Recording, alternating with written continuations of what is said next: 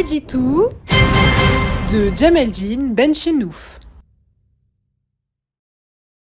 Salam alaikum, Azul Filaoun, bonsoir. L'entrevue accordée au journal français L'Opinion par M. Tebboune n'est pas parvenue aux opinions publiques algériennes, ou très peu, parce que sur Internet, cette entrevue n'est accessible qu'aux abonnés.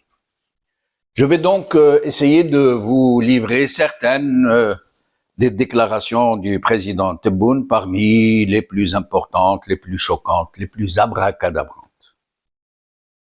Sur la marocanité du Sahara occidental déclarée par Macron, et qui aurait donc mis le feu aux poudres, le président Tebboune répond. Le président Macron m'a alors annoncé qu'il allait faire un geste pour reconnaître la marocanité du Sahara occidental, ce que nous savions déjà. Je l'ai alors prévenu, vous faites une grave erreur, vous n'allez rien gagner et vous allez nous perdre. Et vous oubliez que vous êtes un membre permanent du Conseil de sécurité, donc protecteur de la légalité internationale.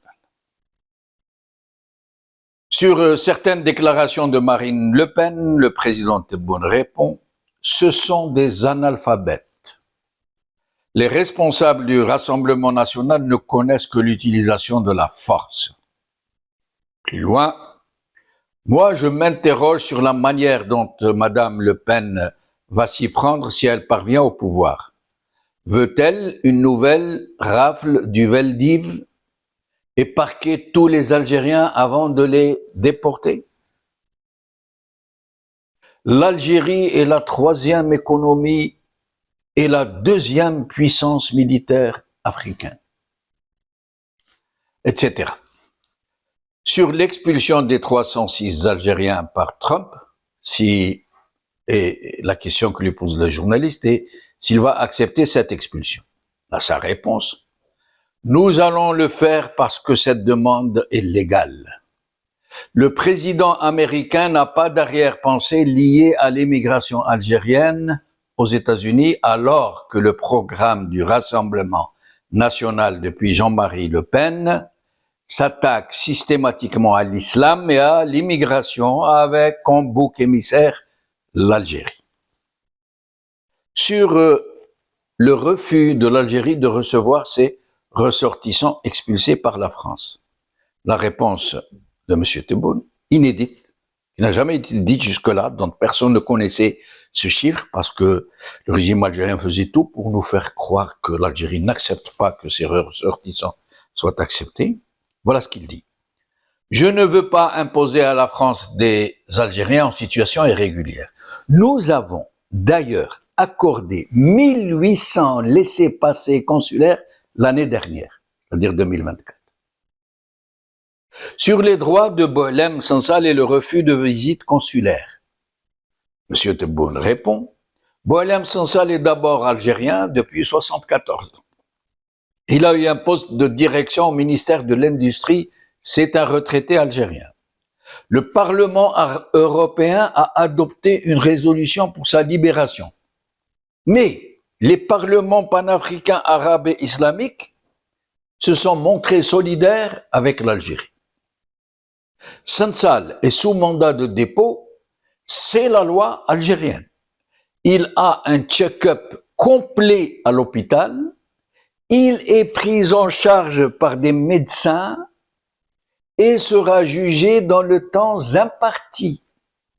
Il peut téléphoner régulièrement à sa femme et à sa fille. Voilà. Je ne peux pas vous citer toutes les réponses du président Tebboune, mais en voici quelques autres réponses et extraits de réponses.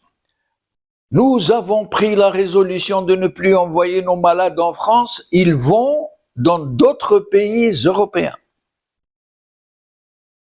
Bruno Retailleau veut affaiblir le recteur actuel de la mosquée de Paris et veut lancer des enquêtes sur ses biens en France. Sur la nécessité de se reparler entre la France et l'Algérie, je suis totalement d'accord avec vous, encore faut-il que le président français, les intellectuels, les partisans de la relation puissent faire entendre leur voix.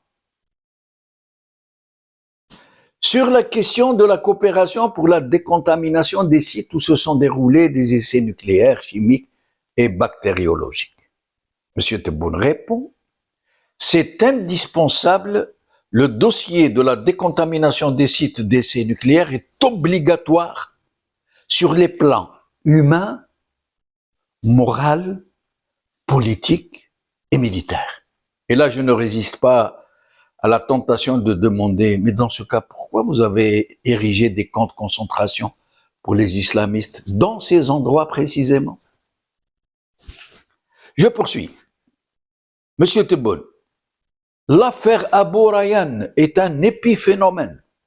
Elle n'est pas de nature à faire l'objet d'un contentieux entre deux puissances, l'une européenne et l'autre africaine. Il dit aussi, M. Tebboune, tout ce qui est retaillot est douteux, compte tenu de ses déclarations hostiles et incendiaires envers notre pays.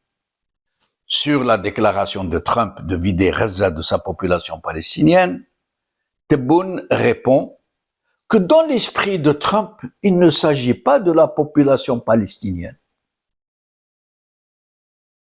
Sur la normalisation des relations avec Israël, il répond tout aussitôt à la question de savoir s'il acceptera de normaliser les relations. Bien sûr, répond-il, le jour même où il y aura un État palestinien. Mes prédécesseurs, Chadli et Bouteflika, avaient déjà expliqué qu'ils n'avaient aucun problème avec Israël. Sur la Tunisie, Kais Saïd a remis les pendules à l'heure en restaurant le régime présidentiel qu'a connu la Tunisie depuis son indépendance. Sur le Mali, nous avions même un plan de développement pour le nord du Mali que nous étions prêts à financer à la hauteur de plusieurs centaines de millions de dollars. Sur le Polisario, les Sahraouis réclament des armes que nous nous préservons de leur donner pour le moment. Sur le miracle algérien, M. Tebboune, si Dieu le permet, peut-être dans 2 ans maximum, l'Algérie sera un pays émergent au niveau des pays du sud de l'Europe, c'est-à-dire l'Espagne, le Portugal et l'Italie, avec un PIB de plus de 400 milliards de dollars, et c'est tout. Sur sa propre carrière, enfin, M. Tebboune, je n'ai pas l'intention de m'éterniser au pouvoir. Je respecterai la Constitution. Même si je n'ai pas tout réussi, j'aurais eu le mérite de montrer aux Algériens que cela était possible.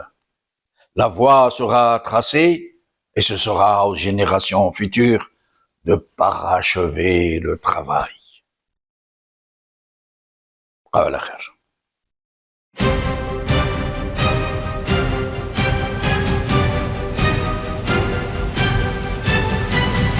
L'édito de Djemeldine Benchenouf.